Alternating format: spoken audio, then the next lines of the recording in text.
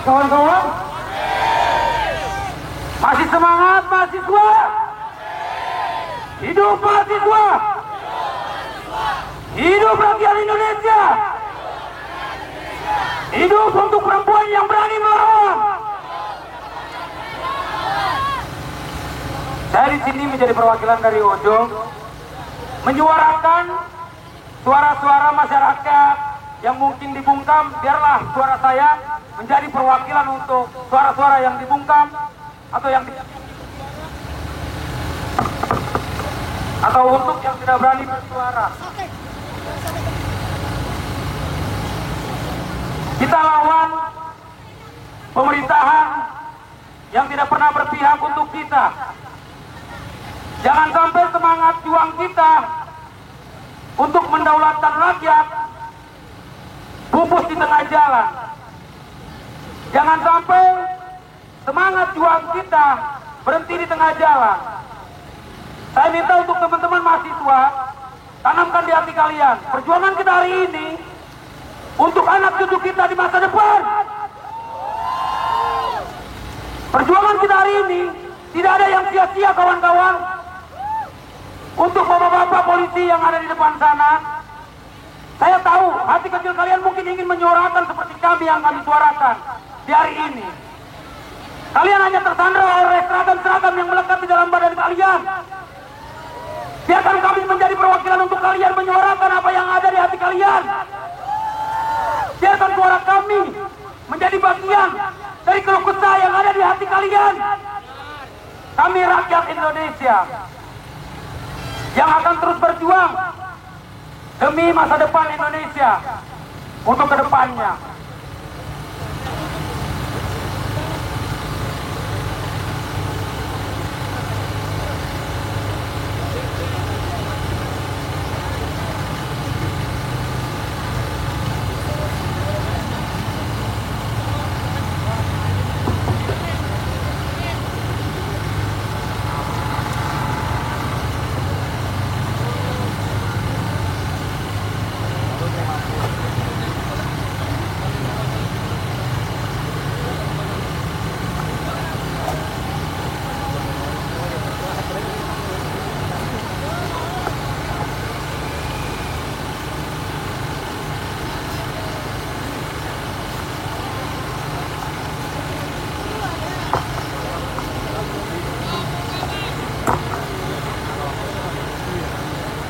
Kalau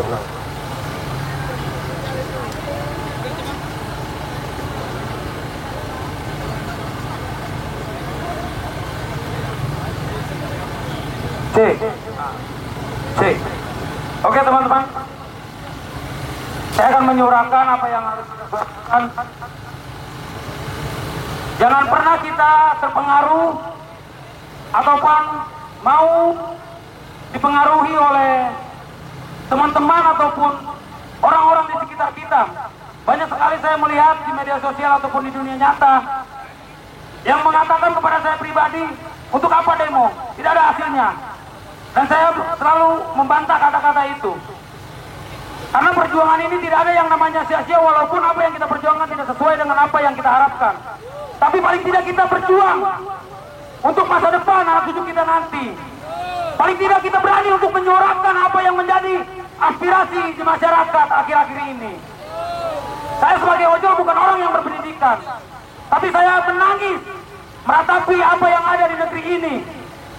Ketimpangan sosial, keadilan yang bertimbang pilih, mau itu dari hukum ataupun sosial, yang kita rasakan di rakyat, khususnya rakyat yang di bawah, tidak pernah dihargai. Banyak juga yang menyuarakan bakar DPR, bakar DPR. Sedikit saya tidak setuju, karena saya pribadi memikirkan bahwa gedung yang mewah itu adalah rumah rakyat Indonesia. Yang kita harus bakar adalah tikus-tikus yang merusak rumah rakyat Indonesia.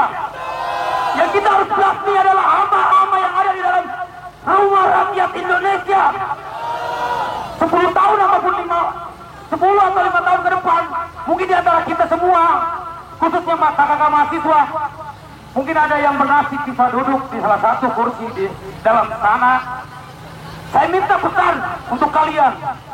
Bila Tuhan mengizinkan kalian duduk di depan sana, ingat satu hal, apa yang kalian benci dan berdiri hari ini. Apa yang kalian benci hingga kalian bisa berdiri hari ini. Kita sepakat, kita benci orang-orang yang berkuasa, yang tidak adil oleh masyarakat. Kita benci akan korupsi, kita benci akan ketidakadilan yang tidak setara kepada masyarakatnya. Satu hal yang saya minta di saat Anda berkesempatan duduk di sana, ingat, tengok ke bawah, ingat hari ini, ingat momen ini. Untuk apa Anda berdiri hari ini? Untuk suatu keadilan yang tidak adil, untuk suatu keadilan yang tidak merata untuk kita. Jadi saya akan tetap menyuarakan, saya akan tetap mendukung aspirasi teman-teman kita mahasiswa. Jangan pernah padam perjuangan yang ada dalam hati. Bakar terus, kawal terus, pantau terus, desak terus, hingga akhirnya apa yang kita tuntut sampai terlaksana semuanya. Merdeka! Merdeka! Apa arti merdeka buat kalian? Bebas! Untuk saat ini saya merasa merdeka itu hanya untuk mereka yang punya kursi dan kuasa di dalam sana. Dan itu kita harus pasti. Kita harus pastikan rumah rakyat dari tikus-tikus yang selalu menggerogoti hasil rakyat. Tetap mereka tetap berjuang satu. Kata-kata dari saya, warga tetap jaga warga. Dari kami rakyat untuk rakyat, merdeka.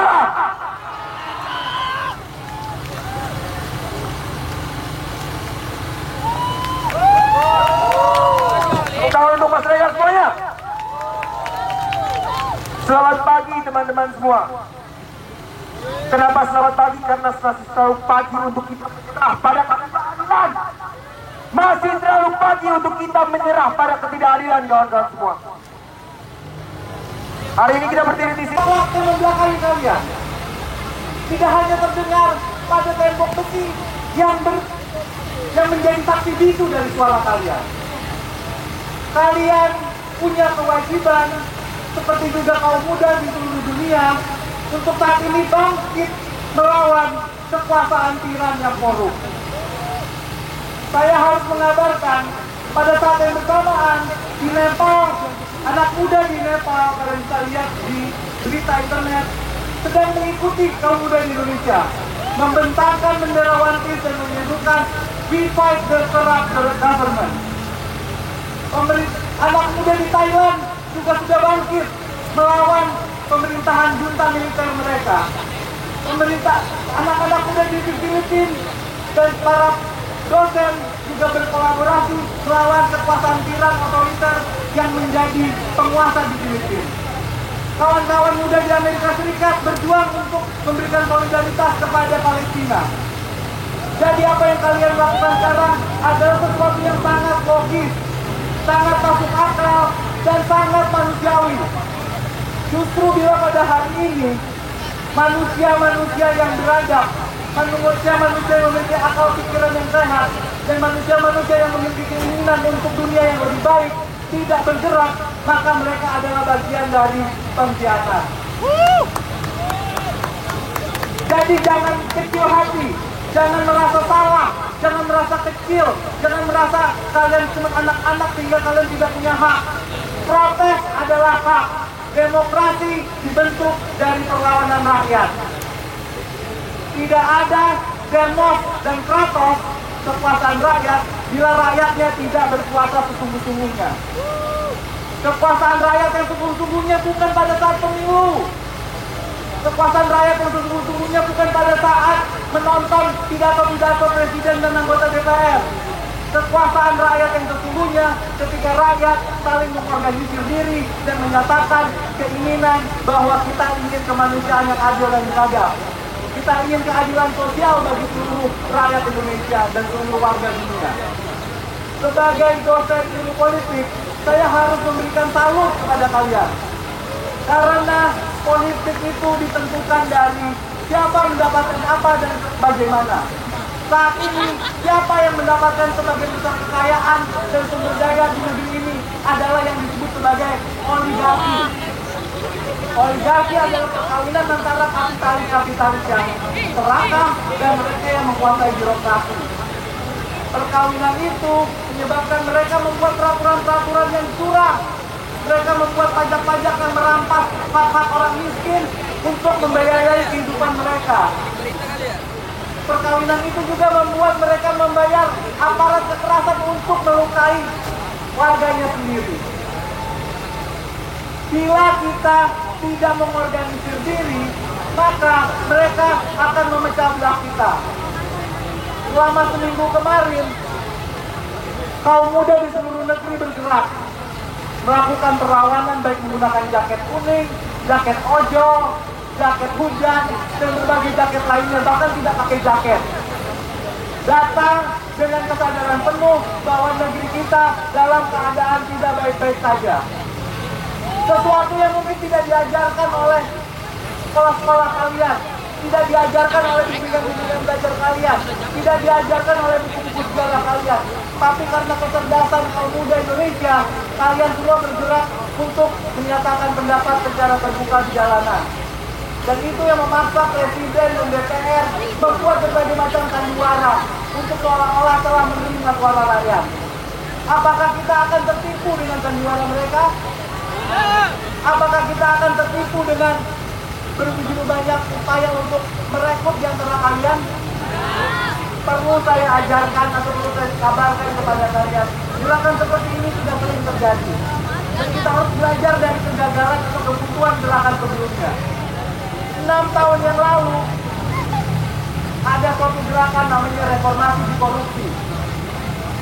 Mahasiswa, komisi kota, STM, Pinjo, dan lain-lain turun ke jalan, sudah mengingatkan reformasi di korupsi dan akan berbahaya bagi masa depan negeri. Tapi apa yang terjadi kemudian? Sekitar 10 anak muda masih tidak ada penyelesaian yang tuntas sampai hari ini. Padahal kita sudah meratifikasi Konvensi Hak Asasi Manusia tentang pelanggaran HAM berat. Apa itu pelanggaran HAM berat? Teman-teman mesti mengetahui apa itu hak asasi manusia.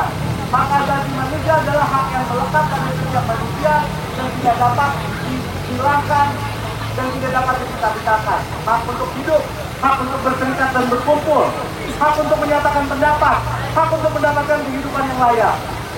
Hak untuk hidup telah dirampas dengan semena-mena pada 6 tahun lalu di reformasi di korupsi. Minggu lalu juga belasan anak muda dikabarkan dilaporkan meninggal dunia dan masih ratusan lain lagi hilang dan tidak sedikit yang mengalami kriminalisasi, membuat status di WA dan status media sosial sekarang dikriminalisasi. Kita memiliki warisan dari reformasi 98, yaitu hak asasi manusia, dimasukkan di dalam Undang-Undang Dasar 45, Undang-Undang Dasar yang berlaku saat ini. Maka kewajiban kita untuk memaksa Komnas HAM, kampus-kampus kalian untuk melakukan penyelidikan yang independen, menjelaskan apa yang menjadi penyebab dan siapa yang bertanggung jawab atas kematian kawan-kawan kalian minggu lalu. Tidak ada kekerasan negara yang tidak dapat dipertanggungjawabkan. Almarhum Afan dilindas dengan Barakuda, dan Barakuda di dalamnya ada seorang komisaris polisi. Artinya dia seorang perwira. Dan setiap perwira itu mengikuti rantai komando. Maka kita harus memaksa pertanggungjawaban dari rantai komando itu sampai tingkat yang tertinggi. Bila itu tidak dilakukan kali ini, maka percayalah kita memasuki Indonesia yang tergelap-gelapnya. Karena setelah ini setiap orang juga akan diperlakukan seperti apa yang dilindas semena-mena. Maka jangan takut, mulailah berkumpul di kampus-kampus kalian, di fakultas-fakultas kalian, di kampung-kampung kalian, di rumah-rumah kalian, diskusikan apa yang sedang terjadi.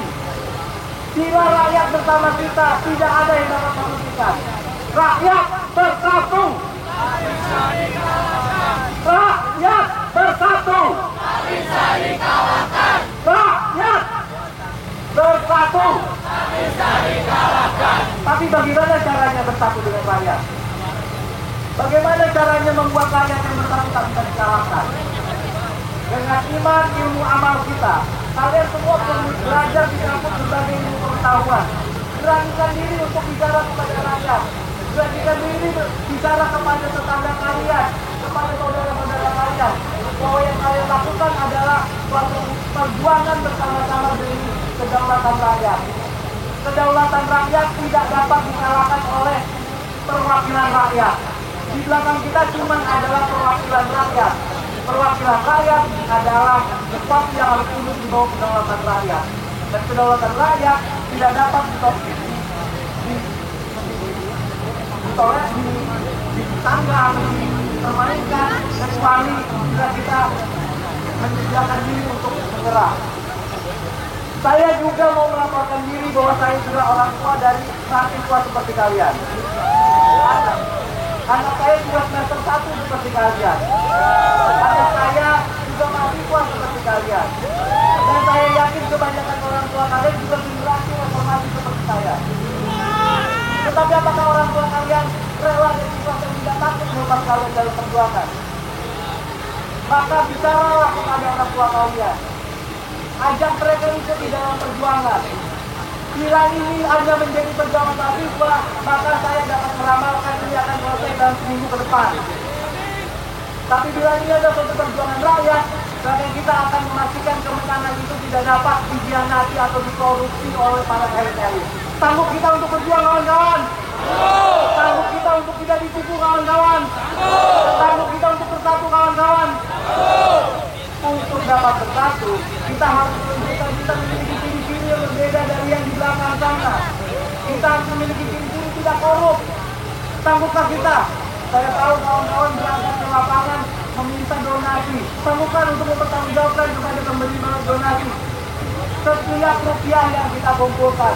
Jelaskan kepada mereka, ini dipergunakan untuk perjuangan rakyat. Kita harus memiliki ciri-ciri tidak elitis. Tidak hanya menutup diri karena jaket kita kuning, jaket kita oranye, jaket kita biru. Kita harus bisa bicara kepada siapa saja. Sanggupkah kita untuk bicara kepada siapa saja? Jangan takut salah, jangan takut gagal, jangan takut bingung. Bicara lebih baik daripada diam hari ini. Bicara adalah penerang di dalam kegelapan dan kebingungan. Kegelapan dan kebingungan adalah sesuatu yang diinginkan oleh para penguasa di belakang sana. Oleh karena itu, ciri-ciri yang ketiga adalah kita harus membedakan diri dari mereka, dari mana kita percaya kepada kekuatan persatuan rakyat. Kita tidak mau dibeda-bedakan berdasarkan agama. Kita tidak mau dibeda-bedakan berdasarkan suku. Kita tidak mau dibeda-bedakan berdasarkan jenis kelamin dan orientasi seksual. Kita tidak mau dibeda-bedakan berdasarkan kecenderungan apapun yang menjadi hak kita. Maka gunakan kampus, buka kampus untuk menjadikan tempat rakyat bersatu bersama kita. Jangan biarkan kampus ditutup hanya karena alasan keamanan yang pura-pura. Kampus, sekolah, tempat ibadah harus dibuka menjadi benteng-benteng perlawanan rakyat. Karena saat ini para penguasa ini sangat bebal. Mereka sangat tidak peduli kepada kita. 3 tuntutan yang katanya dipenuhi hari Jumat lalu, semuanya palsu. Pencabutan tunjangan ternyata tidak lebih kecil daripada tunjangan yang sebelumnya ada. Dan itu juga berlaku secara tidak dilakukan dengan kritis. Artinya perjuangan kita masih panjang. Hanya bila mereka takut dengan kekuatan rakyat yang bersatu, maka mereka akan mengubah posisi mereka. Hal lain yang saya ingin sampaikan sebagai analisa adalah bahwa di berbagai media, di berbagai pernyataan dikatakan ini hanyalah konflik elit, hanyalah persaingan antara kubu Wowo dan kubu Widi, kubu coklat dan kubu hijau, kubu A dan kubu B. Itu adalah satu fakta, tapi bukan merupakan satu data apalagi analisa. Bila kita terlalu mempercayai cerita tentang konflik elit itu, maka kita akan berdiri untuk melihat bahwa ngapain saya ikut berjuang, ngapain saya ikut terlibat, dan saya bukan elit. Maka kita akan kembali ke belakang gadget kita, ke belakang orientasi kita, kita akan pergi menyembunyikan diri dan menyangka bahwa ini bukan kepentingan rakyat. Ini adalah kepentingan rakyat yang sesungguh-sungguhnya, yang bahkan bila elit tidak berusaha untuk merekayasanya pun terjadi. Hari ini para akademisi sudah melaporkan tingkat kesenjangan sosial yang sangat tinggi di Indonesia. Antara orang yang memiliki kekayaan yang sangat besar dengan yang harus mendapatkan upah minimum sehari-hari sangat tajam perbedaannya. Para ojol adalah contoh yang nyata dari itu. Mereka setiap hari harus mengejar nafkah dengan begitu banyak waktu yang dikorbankan dan beban kerja, tetapi tidak seberapa dibandingkan anggota DPR ataupun para pemilik modal. Para pemilik modal malah menyimpan uangnya di dalam pasar saham, Bitcoin, dan lain-lain. Lalu kalian akan mendengar orang-orang di media sosial mengatakan tidak usah ikut aksi, lebih baik berpikir untuk bermain di pasar saham, bermain di Bitcoin, dan lain-lain. Itu adalah sesuatu yang harus kita waspadai, karena itu semua hanyalah upaya untuk memecah belah persatuan rakyat yang sedang bangkit sekarang ini. Persatuan rakyat selalu coba dipecah belah. Di tahun 98 sudah berhasil menjatuhkan Soeharto, rakyat dan mahasiswa masih turun ke jalan. Sampai di tahun 99, maka kemudian terjadilah pengkhianatan para elit. Disebut sebagai deklarasi Ciganjur. Mungkin kalian tidak membacanya di dalam buku sejarah.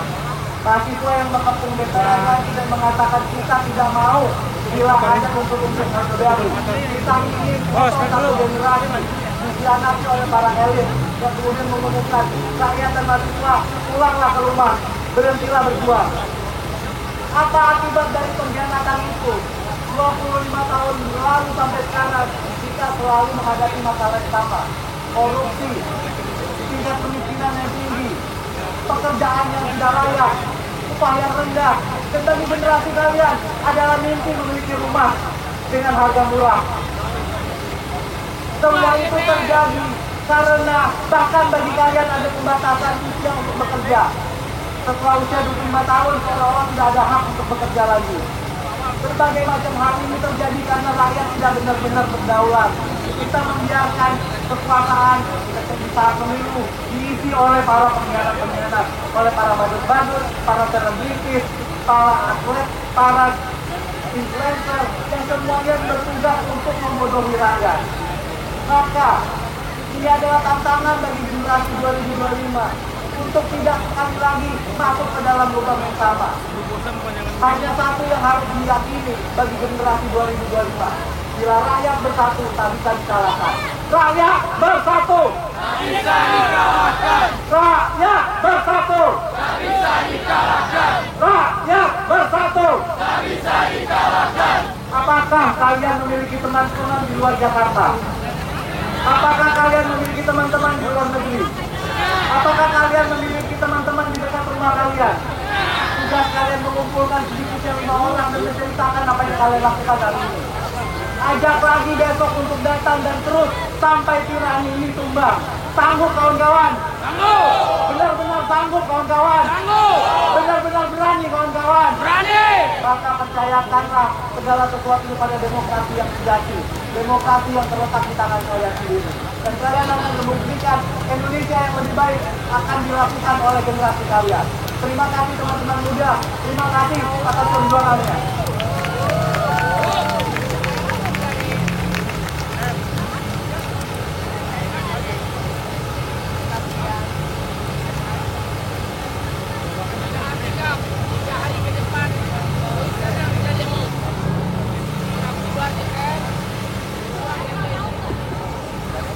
Hidup mahasiswa! Hidup rakyat Indonesia! Hidup perempuan yang melawan! Terima kasih Mas Giri atas orasinya. Dan orasi Mas Giri tadi adalah bukti bahwa perguruan tinggi tidak menutup dirinya akan penderitaan rakyat. Bahwa penderitaan rakyat, amanat penderitaan rakyat benar-benar diejawantahkan, benar-benar kami dengarkan, benar-benar kami suarakan. Orasi Mas Giri tadi juga mengingatkan kita bahwa armament yang sekarang kawan-kawan kenakan bukanlah merupakan sekat bukanlah merupakan tembok, melainkan jembatan penghubung agar kita selalu mendengar penderitaan masyarakat, agar perasaan kita sebagai manusia tidak pernah benar-benar pudar. Kawan-kawan semua, saya ingin bertanya, siapa pemegang kedaulatan tertinggi? Siapa pemegang kedaulatan tertinggi? Kedaulatan tertinggi ada di tangan kita, entah kita sadar atau tidak.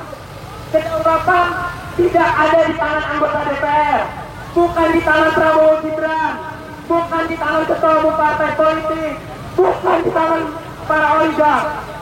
Kedaulatan sejati ada di tangan kita sendiri.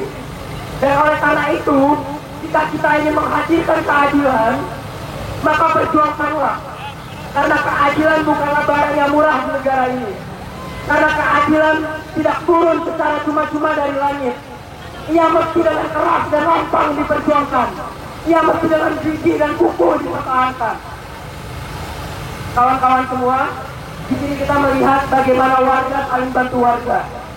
Bagaimana sumbangan logistik, entah itu dalam bentuk makanan, minuman, bahkan sesimpel doa, itu mengalir deras kepada kita. Dan saya ingin memberitahukan juga kepada kawan-kawan, nanti jam 4:30 ada food truck di sebelah kiri dari mobil komando dari RHDP. Kalian bisa mengambil food truck